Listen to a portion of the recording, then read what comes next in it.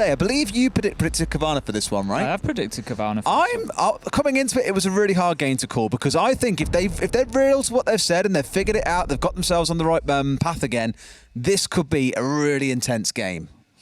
I think that you look at the last games and, Empire, yes, got a win, but it was, it wasn't, necessarily in perfect fashion. You've got Cowana, who did have a good result, 7-2 against Unnat. It's going to just give them a bit of momentum, and I think you get two teams here that are actually very, very close in their ability to win this one. So, yeah, I think it's a toss of a coin. For me, this is probably going to be one of the closest games of the night. I look at this in Na'Vi Vitality. Yeah. The G2 game's just shown us that there's always surprises out there. But yeah, I think this one will be close. I think there's always players on both sides that can just storm their way through. I mean, looking back in historic weeks for Cowana, that consistently has been Grizzly and especially Gorgona, or the Cygorgs I've taken to call him, the real machine on this Cowana team. But they need more. They need something else to make themselves a top 4 team. And I think for both, they've been looking for that. The Echo ban coming out, and straight away Kendry's like, well, I feel attacked. Because rightly so, he has been the longer, even back on Na'Vi, was the go-to Echo player there as well. Cowana taking away the Mozzie as their last ban. It's been incredibly potent for a number of teams. Mute and Mozzie very deep in the meta right now.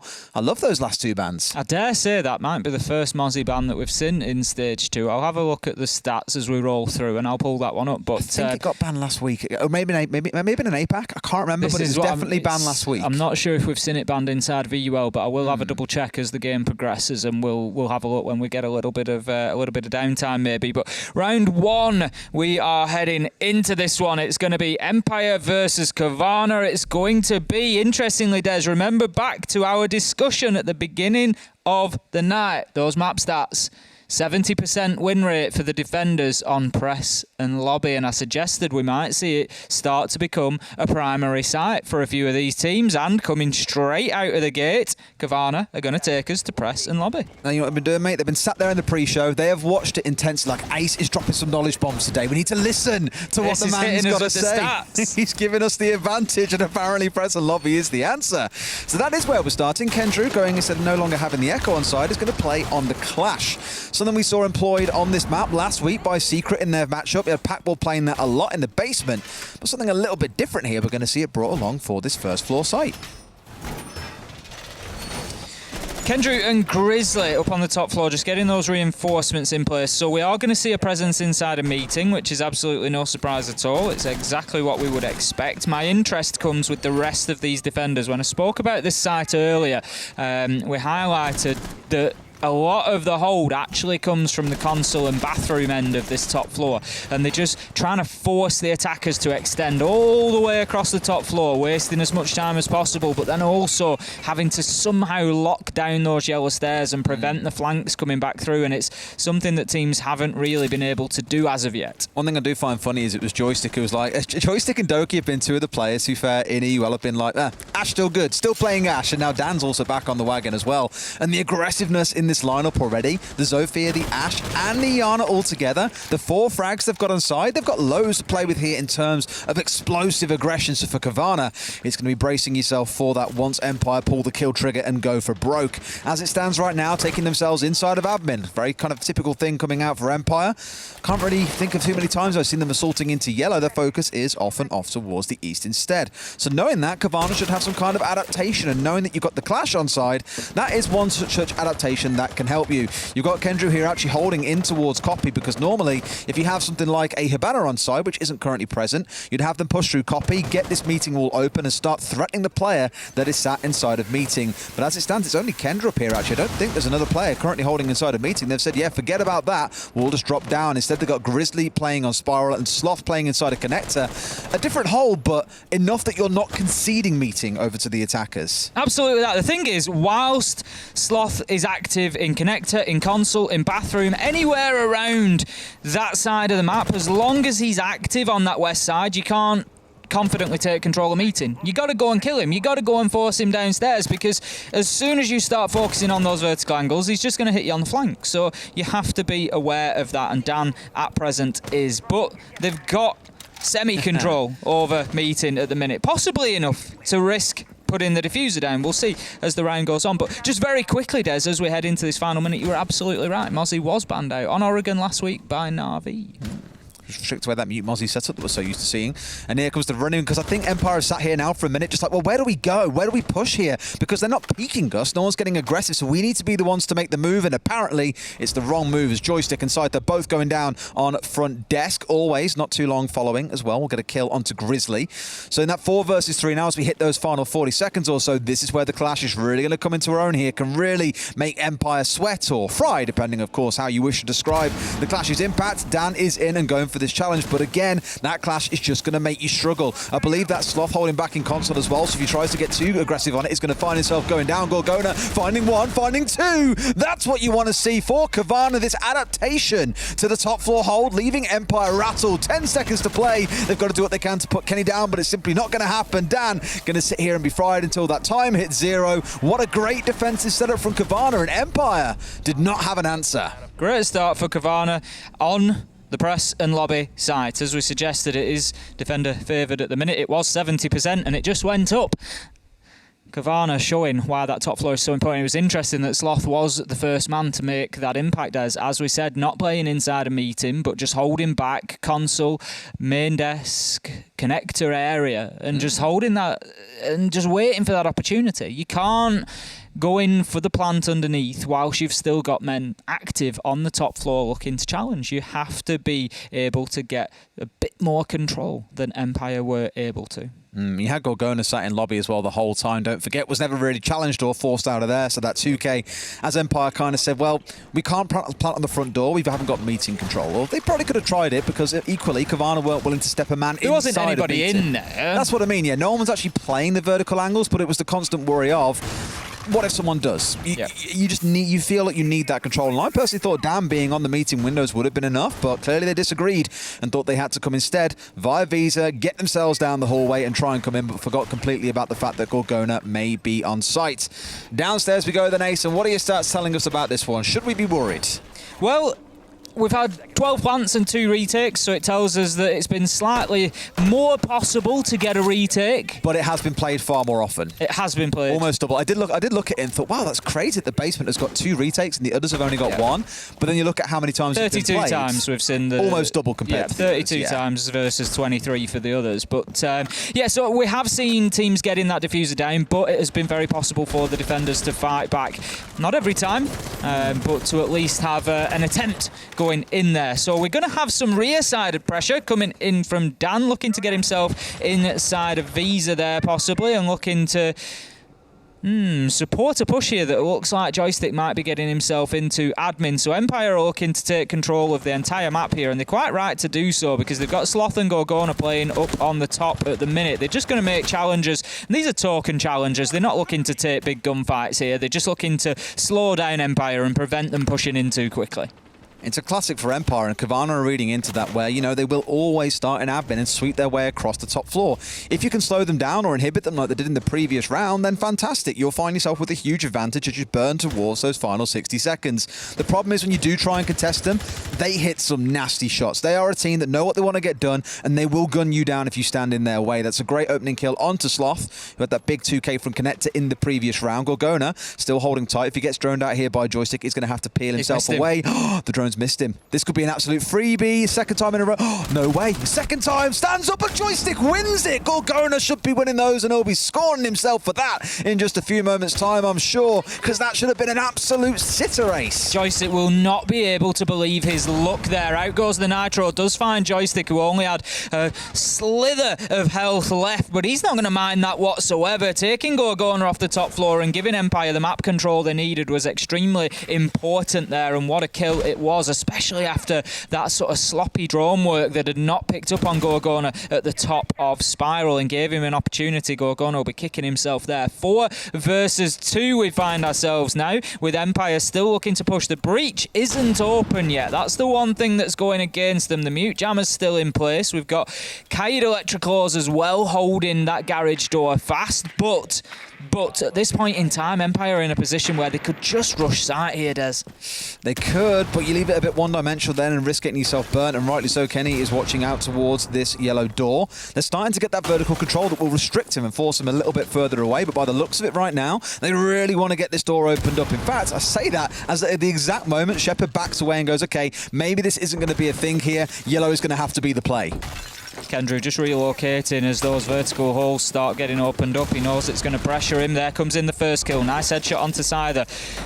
Garage door has been opened up. Shots down from above. That was always the problem, and it was always as he was using the sledge to open up and find the angles. Now Grizzly, he's going to deal with always. He finds his man and gets the kill. 1 versus 2, but they're going to have to make this plant. That's exactly what Shepard steps in to do. Couple of seconds left, and that will be confirmed, which it is. Now then, 2 versus 1. Grizzly half health. They know where he's coming from. He tries a pot shot through the soft wall. I tell you what, a couple of inches to the left, and he gets his man there, but not this time. And that's going to be Empire taking the round after a successful plant from Shepard. I think those 2 earlier kills in the round really came back to sting Cowana a little bit, leaving yourself in the 4 versus 2. They did get the trade onto Joystick. Again, it all kind of transpired in the early round. That was the big difference for me there that led to that very advantageous situation, even when the clock was working against them. With those 2 sites completed, though, we're going to find ourselves going up to the second floor console, a meeting we step into next. No big changes or adaptations really coming out of Cowana yet, but you're seeing the Wamai and the Jaeger coming out in tandem. A selection that backed you on the utility meta. If you saw that on side, you were like, here we go. It's going to be a lot of flashes, a lot of concussions being burnt just to get through it. To me, maybe you see a yellow hold here. They're expecting Empire to do something a bit different. Yeah, very possibly. As you say, if you've got all that utility to deal with throwables, you could certainly lock yourselves in. I'd be interested to see what's going on in bathroom. The floor's being opened up by Grizzly, but it's always interesting. There's the rotation that I was looking for. An Arctic just blowing the floor out, so not actually a full rotation. So still sort of on the fence here as to whether we see anybody playing at the top of yellow stairs. If the rotation into bathroom was opened up, then I'd think maybe, because you've got yourself an escape route. But given that it isn't, and the ADSs are being played inside of there, I don't think they'll be playing anybody too hard and fast on those yellow stairs. It's really interesting. It's almost the sort of thing you would do, like you see it in Oregon, for example, in the attic stairway, looking down highway. You leave the lower level of the floor open. As a Maverick this is, you open it up so you have the long sight lines. If you play on the stairs all the way down through attic, through just a slither at floor level. It's almost as if they want to play on yellow itself and use that to contest into bathroom, assuming there'll be a repel coming in. Maybe that's the plan more for the later round, for a flank they're thinking of at this point, and have just said, look, forget about yellow. We know what it turns into. It turns into an absolute utility dump where frags are guaranteed to follow at some point, and we want nothing to do with that. Dan getting himself up into that favoured location once again, just having a little look in through the meeting window from the balcony rappel, see if he can get any joy with an early kill. It certainly worked for Empire as a catalyst last time around, managing to get that opener onto Sloth, and I'm sure they'll be looking for a great start like it again. Now, lines of sight being opened up, shields being removed. That's going to make it a little bit more difficult for Cowana to keep themselves just outside that bathroom area, and Arkic now just holding himself tight against that reinforced wall. It's just going to limit him somewhat, but Grizzly manages to get himself a kill onto Scyther. I'm not sure exactly where he's found that. It looks like it's come from underneath. I thought it might be a jump out, but he'd have had to move too quickly. Yeah, it wouldn't be possible for him to get down there through that hatch. So the door is open. I'm just not 100% sure. But one way or another, the only thing that matters is that Grizzly gets Scyther and puts him in the dirt. And the second one comes out from Sloth just about a couple of seconds after we finished talking about the first kill onto Joystick, taking away the 2 frags from Scyther and the concussions and the impacts coming out of the Sophia. It's going to sting a little bit for Empire. So they know that they're down in numbers. They know that clock's slowly starting to tick towards that final 60 seconds. Still have enough that they could look to burn through some utility here, but then it's about catching Kendrew, who's playing inside a meeting, and they've got 2 men trying to pressure him out. Shepard holding an angle from that soft wall that's been opened up now. Then that's a nice shot from Dan. Must have had some information. And a second. What a 2K onto Kendrew and Grizzly. And all of a sudden brings us back to a 3 versus 3 here with a minute to go. Empire, they need to get moving in terms of possession over this top floor. They don't really have a situation whereby they could safely get the diffuser down yet. I don't think they'd be happy to commit to that unless they absolutely have to. So another kill would be good. Always is working his way up the visa stairs, looking to apply pressure towards connector. Dan's got a nice crossfire for him into meeting. So that's the one they needed. Always onto Sloth, and he moves in aggressively, manages to get himself taken down. No, it's Shepard who loses his life. Dan gets the kill onto an Arctic. Out comes the Nitro just underneath and somehow catches always was on super low health, I'll point out there. So Gorgona brings us to 1 versus 1, but now Dan able to think about getting that diffuser down. Gorgona's coming around. Dan had every opportunity, but no, he knew where the man was going to come from. Shuts him down as he comes through the single door, and that was back and forward, but Empire able to push it over the line at the very last. Really big call from Dan at the end there as well. Rather than saying, no, I'm staying stationary, I'm planting, and then I'm going to take a fight, he chooses to come off and challenge where he thinks Gorgona is going to come from. I imagine what really happened there was the drones from Empire were in place. They fed the information. Okay, he's coming via Visa. He's running up the stairs. You got this easy 1-2 shot, basically pre-fired onto the Visa stairs, and we saw how that one rounded out. A good start from Cowana, a 5 versus 3. Boiling down into a loss, something you'll look at, I think, and say, man, we really shouldn't be giving away rounds like that. But for Empire, it means they've got at least those 2 rounds on the attack. And the Flores being 6th picked in here, late for Scyther. Going to head back to press and lobby then. It's Covana's only successful site so far, which, as we already said, the numbers would tell us is to be expected, as the defenders have been doing very well on this site so far this year. And we saw the reason why firsthand again with Empire here. It's just the amount of work that is necessary to take over this entire top floor while still leaving yourself time and opportunity to get a plant down on site is considerable. And last time they were just unable to deal with Sloth out in connector, and he was able to find himself a double kill at about the halfway mark, and that really opened the round up for Cowana. Now this time around, Kendrew, he's up there on the Valkyrie. He's going to be placing some black eye cameras, no doubt, also reinforcing. And again, this just comes down, Des, to trying to support that meeting player, that connector player, reinforcing the soft wall above the stairs there, so they can't open the line of sight up without a hard breach. And again, it's just wasting utility to give them those lines of sight that they might need. And you can see the change coming in for Empire too, dropping away the Thermite and Shepard, which you played back in round 1. They know now what the site rotation is, and they've got the head banner in place, because like we mentioned back in round 1, you want to get that head banner ideally inside a copy and open up the meeting wall from afar. That's where sometimes you get the challenge of the defenders playing a shield at front desk, for example, and contesting down the long hallway, spraying the X-Kyros off the wall. So there are options for Cowana to defend that, but that should be what you see Empire go for, especially knowing how much they love starting in admin and pushing their way across. I'd be shocked if we don't see Shepard getting inside a copy at some point. I would agree with you now, Dan. He's just going to keep peeking at that angle into connector. We saw him playing there last time, but he was unable to have any real impact on that top floor roam of Empire. Now, this is aggressive play. Joystick moving in on the Zofia very quickly there, but turns tail and just takes a second to get back on the drones. Kendrew just feeding all that information back into his team, though, and I don't think they're aware, Des. They can't be. Always is just functioning in there for fun at the minute, and absolutely no idea that black eye camera is up in the corner. The blue ring around it telling us that Kenny is sat on there just reading that information out. Gorgona with the Nitro. It's an absolute freebie, and that is why Valkyrie is so valuable. Indeed. I mean, they had the ping coming out. Scyther was holding the window that looked down to the right side, but the flank comes in from lobby. Don't think they were expecting a C4 to come from that location. Thought someone instead may perhaps rotate down through meeting. But no, not to be the case, or down, sorry, through Visa stairs outside of meeting, but not to be the case, and that's the entry kill. However, we've seen Cowana in a man lead a couple of times now, 5v3 in the previous round, don't forget, and they've still seen the round run away from them. I want to see them maintain control here. That's going to do them absolute wonders. Get one more, and I'll be happy. Gorgona's had a big round here so far. Shepard does manage to find him and shut him down, but that's not really going to matter as he's taken 2 bodies along with him. They've still got Sloth on the top floor to deal with. Now, in comes the Rotero drone from Scyther, just looking to clear out utility. One of those uses that Jess pointed out in her piece looking at Flores a couple of play days ago. And they'll just keep sending those Rotero drones in there to clear as much utility as they feel they need. Oh, here you go, sees the man for a second. This is where he got that godly little shot onto Grizzly in the previous round, but both now aware of each other will step away. No one quite keen to find themselves losing their life at this point in the round, but with 20 seconds to play, those lives are going to have to be lost very, very soon. 4 versus 3, 7 men on the field with 15 seconds, Ace. It's all coming down to this, and without that top floor control, it's going to be extremely difficult. They've no choice but to just walk away from it at this point, Des. There's no more time. Out comes a Nitro. It will get both of them, and where did it come from? It came from the top floor, and that is why it is so difficult to attack this site. They got in there, Des. They started to get kills. They brought it back to 3 versus 3, but they still hadn't moved Sloth out of connector. He was in there the entire round.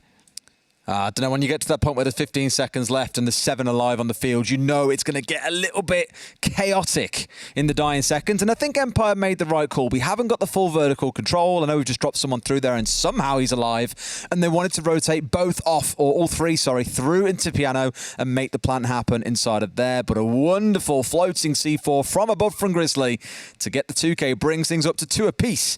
All even after 4 rounds, Ace. Going into round 5, then we'll find ourselves stepping into... Is that the split site we're on? I believe it is. So, this will be an interesting one.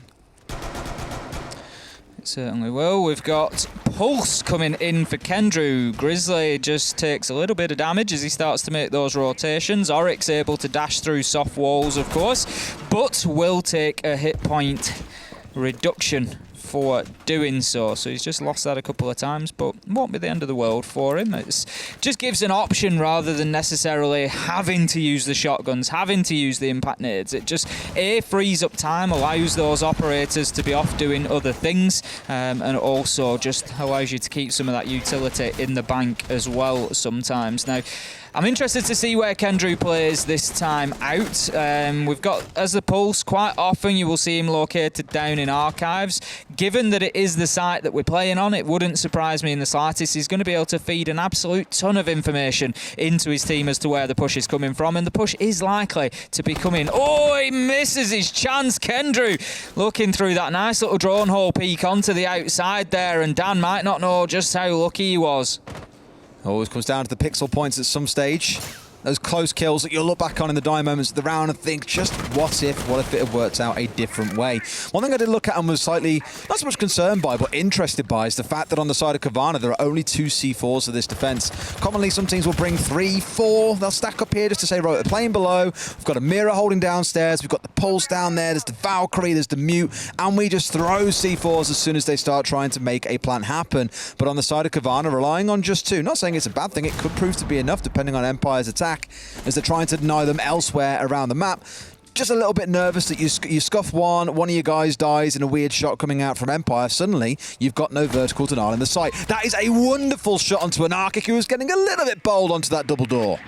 How many times are we going to see these shots coming out of Empire tonight? That's the second already. Dan with an absolute beauty onto Grizzly earlier. Joystick getting involved now. There's the Claymore just taking Grizzly as he tries to get aggressive and put a little bit of pressure onto Empire on the outside of the map, but they're having absolutely none of it. It seems like the only site that Cowana might be able to successfully lock down here is going to be that press and lobby, because once again, Empire coming in and really taking command over round number 5. I'm sure your stats will be absolutely ecstatic if Can't press get and enough lobby. of it.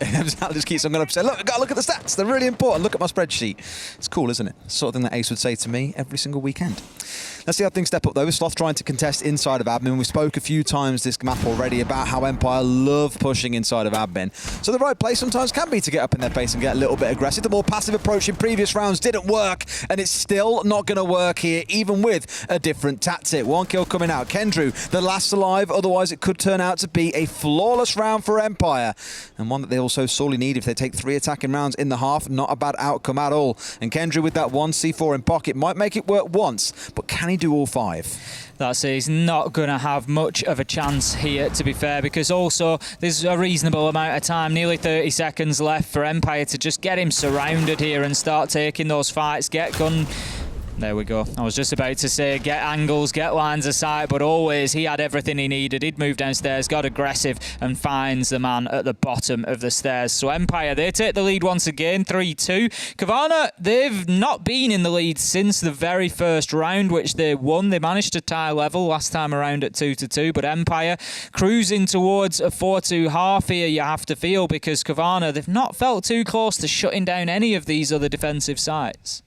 No, this one hopefully is the one they can pull back, because you'd hope for a 3-3. If Empire walk in at 4-2, they'll be feeling pretty confident. Sure, that Mozzy's been taken away from them, but I really doubt it's going to make Dan sweat all that much. I'm sure he'll happily jump on to another operator and go parading around Consulate looking for unwilling would-be victims. The defense down here, though, Sloth being on the Maestro, something a bit more defensive compared to what we're used to seeing him on. Normally, he'd be the go-to Jaeger player for the team. So much more defensive style here coming out of the whole team, because nothing on that lineup really screams to me that I'm off and roaming. If maybe you'd seen Kendra with a C4, you'd expect something out of the top floor. Because he's got the impacts, no. I think everyone who's playing on site, it's going to be a very passive turtle-based defense.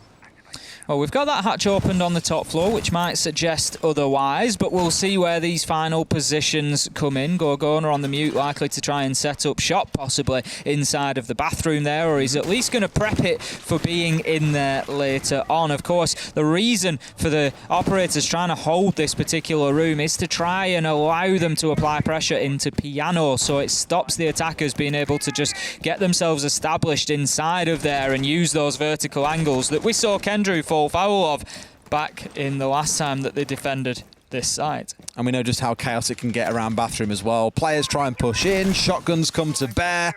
2 to 3 often end up dead in there, or grenades come singing in, C4s can go flying over walls. You're right, it can be an absolute nightmare. And it's been a while since now I think about it that I've seen Maestro Evil Eye's been super effective in a kind of go-to execute point.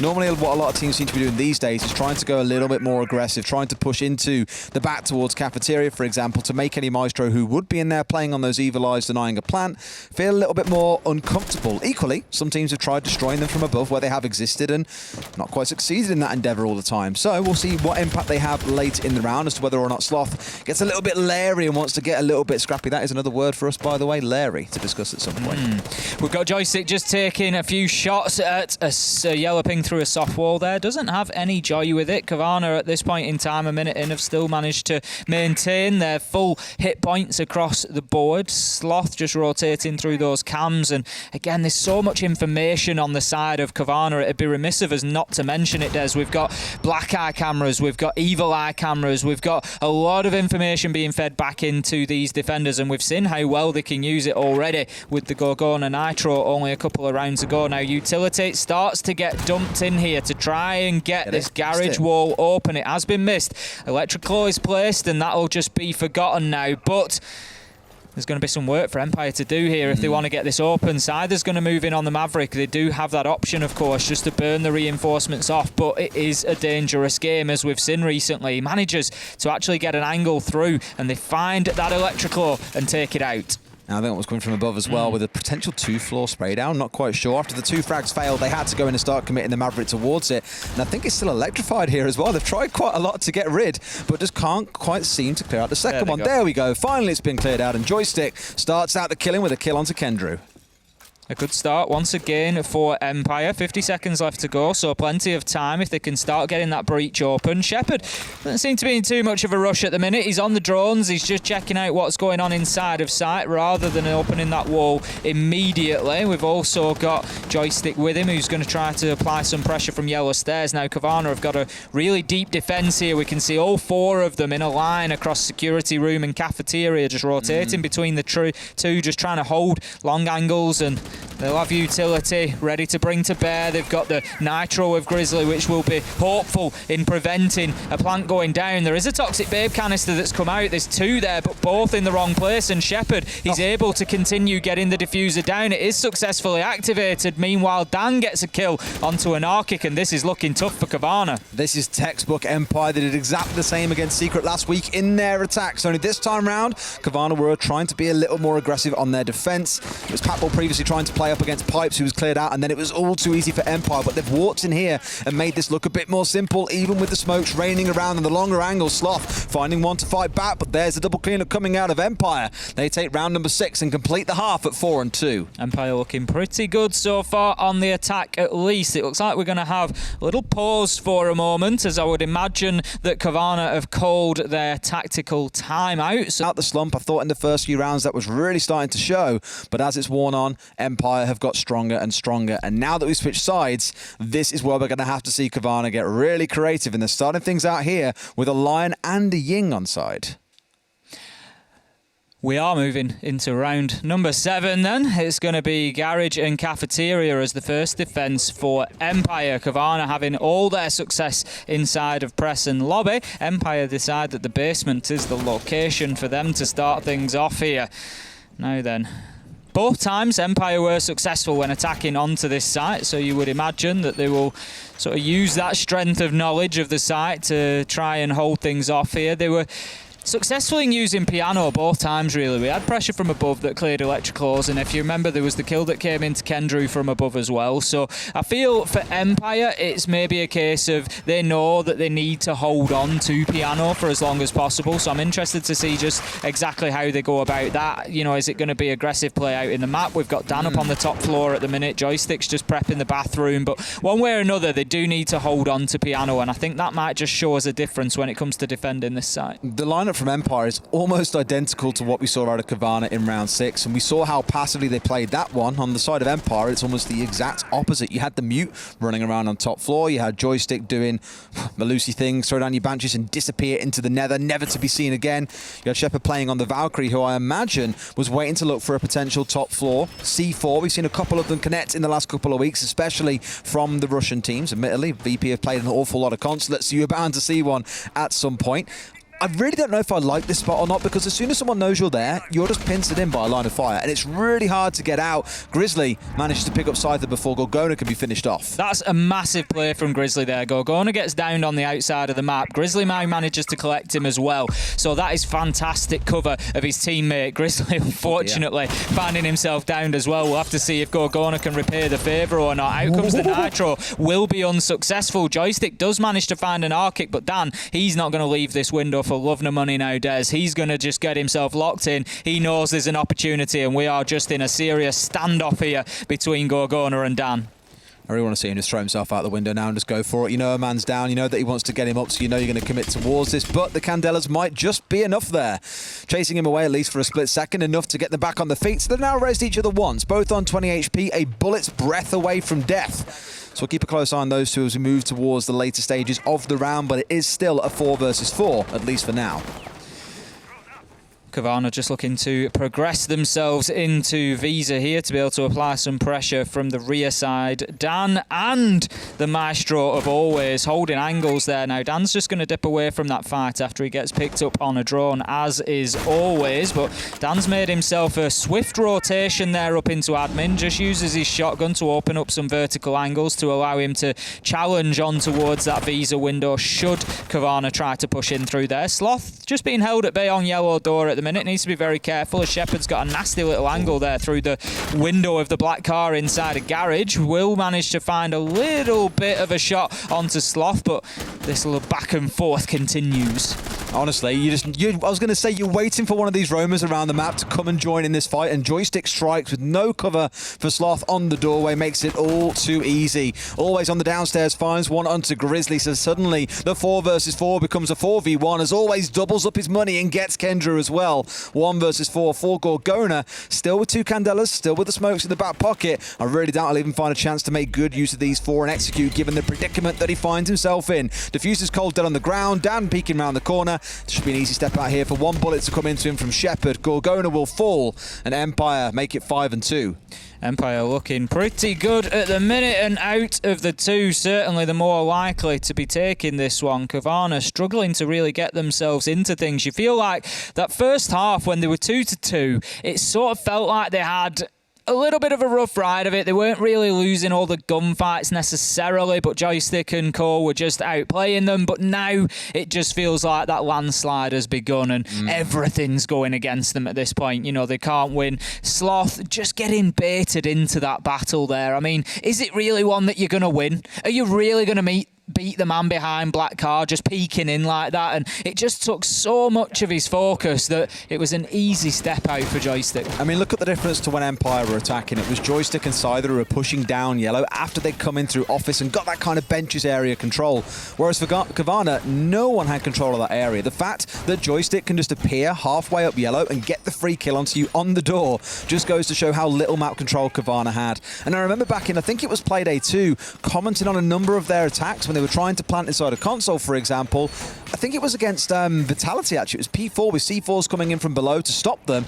And I was just like, there is never any perimeter control or vertical control of the rooms below. And they said, sure, look, you know, he evaded a drone, he got underneath us. And I thought to myself, that's great, but that sort of thing is still losing rounds for you. And that individual moment there, it's not a big deal. Okay, sure, it's Sloth solo on yellow, but when there's no cover or support for you guys assaulting that angle, it's going to sting. Contrast that to Empire, who had 3 players pushing it at the same time.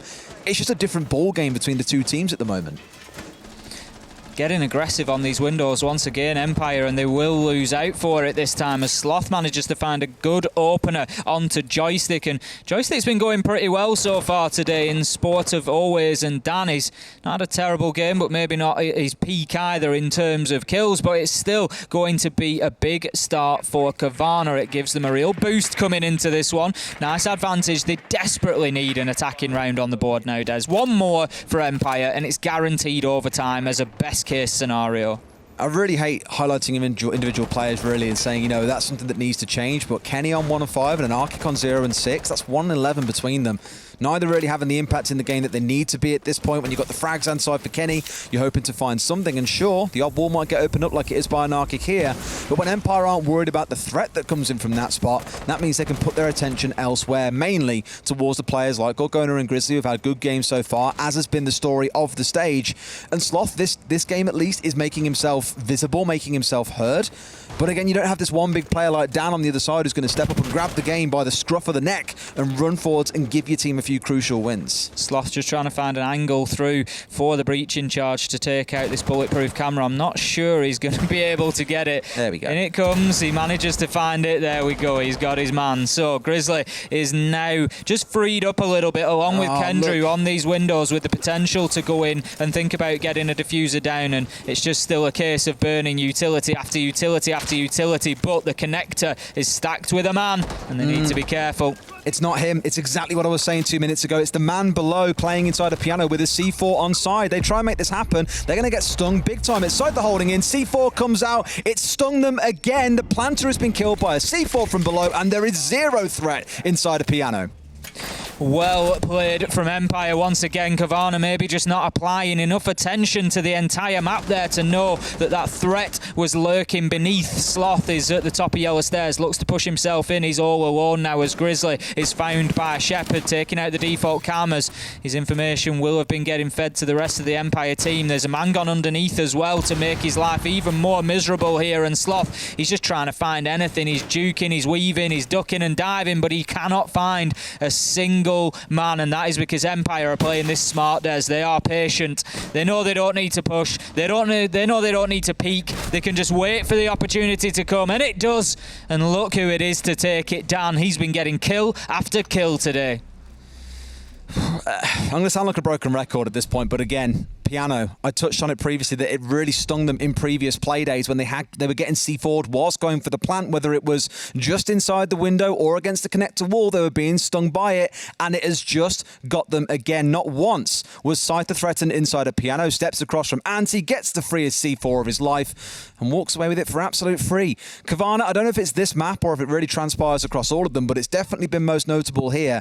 This team play on attacks at points does seem to be missing a key couple of elements that so far has let Empire not drop a single defensive round. They're at 6-2 at match point as we go into a ground floor defense, and we need to see something special coming out of Cowana here, Ace. Otherwise, I fear that it's lights out, and that, you know, top 4 finish they had last stage begins to feel like more and more of a distant memory that they simply can't achieve once more.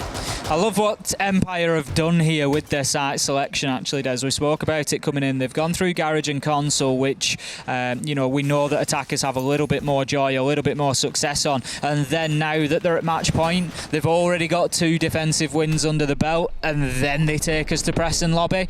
That is going to hit Cowana hard because the defenders have been having an absolute field day on this site so far. And if you want to lock it down anywhere, this is surely going to be it, especially against a Cowana side that are currently just floundering a little bit when it comes to getting in and getting map possession in particular. I think the one thing I will give was Dan's run out did find a kill onto the player on the south side of the map. I didn't see who it was that he killed, but clearly someone was hanging on the south side, so towards the piano windows, the front door, for example, just to provide that threat. And once they were gone, it was like, well, great, we know that all 4 players otherwise are on the north and the west rappel, and therefore we can challenge and go for this C4. So maybe that weighed into it as well, but Cowana had to come to expect it. Anyway, enough of me moulding over that round. Let's look more at what's going on in round number 9. Nice and quick in getting the garage opened up. It's kind of been the go-to direct stance for a lot of teams. I always think of BDS when I say that. You get to that wall, you open it up inside 45 seconds, especially when defenders aren't defending inside of the room itself. So no faffing around. Up on the top floor, straight on the ground floor, and maybe looking to have an impact here up yellow or trying to get themselves out towards Visa. At least they can start on the bottom floor, and Kendrew potentially looking for a frag nade kill too. Cowana just looking to try and do something differently now. There's an interesting angle for you all at home. If you weren't aware of that one, get yourself up on boxes as the sledge, and you are able to take out that hatch from underneath. One of the few, if not only, places in Siege that you're able to use that sledgehammer vertically. But Scyther, he is just holding his angle for the time being. Sloth manages to find a kill onto Shepard though, so a good start for Cowana here, but it is not the whole picture. There is still going to be a lot of work to do. Scyther just keeping himself alive inside of Antechamber, but steps out a little bit too far and does take a chunk of damage as Kendrew finds Dan. Ooh. Utility raining in. Scyther almost gets away with it, but Sloth said, right, enough's enough from the windows. We're not mucking about with that anymore. Route 1, in I go, and there's the kill. He must have come in through yellow, straight into bathroom, out into Ante, and just killed the guy sat there with Empire having basically zero response. Plant coming in now from Anarchic, and always and Joystick will scramble to make something happen, but they're not watching the right angles. It feels like the first couple of rounds of the game again, where Cowana have got the right angles and Empire are just unexpectant as to what's going on. A nice shot from Joystick, turns it into the 1 versus 4. Can't see the man on the window. Yes, he can, makes it a second, but he's got so much more to do. Almost had the man's head in the crosshairs, but Kendrew, he hits the shot first, and Cowana catch a well-needed break and take in round number 9. Well, I don't know what to tell you for Cowana. On the defence, they were able to shut down Preston Lobby twice, supporting my statistics, but then on the attack, they sort of rip up the rulebook a little bit, and they go in there and they get themselves the win. Not only do they get the win, it's the only site that they've got the win on attackingly. And if anything, it's the one they should have lost. So Cowana just throwing it all out of the window at the minute. 3-6, and they've got a lot of work to do. They can't make any more mistakes. Now, if Empire get one more round, of course, they will take the match. They'll take the full 3 points, and there'll be no overtime opportunity for Cowana. Heading down to Garage and Cafeteria. This is where they won out last time, Empire. I'm sure they'll carry some confidence in trying to get that locked down. You can see up on the live ranking at the top right of your screen, it's really nice part of this overlay. It keeps the stat guys like me happy when you can see exactly how it's impacting things. But Empire due to go up into 2nd place if they take this win. They've been looking good. I mean, after the first couple of days where both Empire and Virtus Pro were, for all intents and purposes, absolutely out of it. Couldn't look like they could string together an attack, let alone win a round. And we were all like, man, 0-2. Can they really bounce back and recover? Or are they going to be facing down the barrel of relegations come the end of Stage 3 if this form continues? Both teams go on to win 2 more games, bring it back to 2-2, and Empire have been unstoppable since. And it was the big question we all wanted to see. Stage 1 was not a good time for them. Coming into Invitationals, Joystick, what was it? Average of 14 kills in each of his group stage games. He was absolutely phenomenal. And the rest of the team then started catching up with him, and Empire started to look like a really serious threat. Unfortunately, couldn't get as far as some other teams. BDS, as we know, was really the last hope coming out for Europe alongside TSM for North America before our LATAM overlords overtook the whole of SI. But for Empire, it's that return to form that we've been dying to see for a long time. It starts to feel like they're getting back to as great as they once were. An important start from Grizzly there. We saw a great first person of the Twitch drone, just able to take out one of those Kaid electric claws. Of course, he only has 2, so it means there is a guaranteed opening there for Cowana to get this garage wall open quickly. That was the top floor again. I'll bet it is the top floor. Manages to get the kill onto Gorgona, and that is the Iana gone, and some nades along with her. It is not a strong start for Cowana. Nope, we've seen him do that a couple of times over the last few weeks as well. Out the top floor window, loops it down normally onto the player that's playing to the left of the breach at the bottom of the stairs. It's wonderful. Sloth doing exactly what he did last round though, pushing in aggressively, finds one, goes for the default cam, not looking for the man. And Shepard trades it back out. In the previous round, it was that charging through yellow into bathroom, into Ante that helped them out. But here, he's been pulled off pretty comfortably. Kendrew playing on the Nook though, keen to see what he can do here and how they intend on using the operator.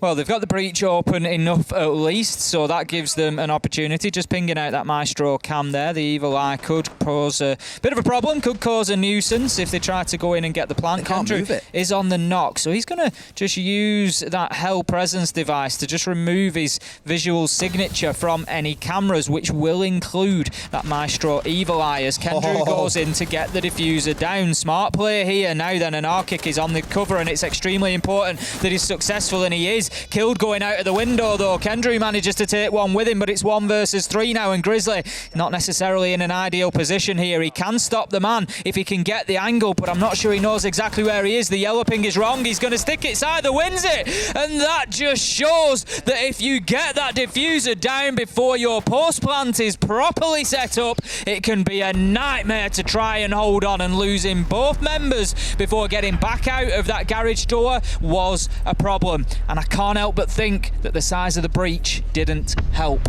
Now, it was a cool and cute little play there as well, with the Maestro Cam being left alive. It was unusable because we'd seen the Maestro have always died quite early on, but once he starts crawling in there,